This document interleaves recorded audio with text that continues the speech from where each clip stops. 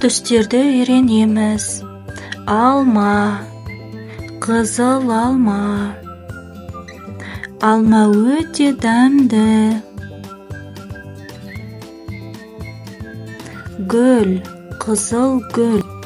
Әдемі гүл. Құлпынай, қызыл құлпынай.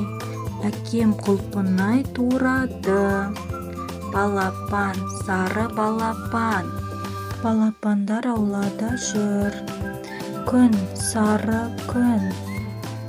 Күн шықты. Жасыл тал.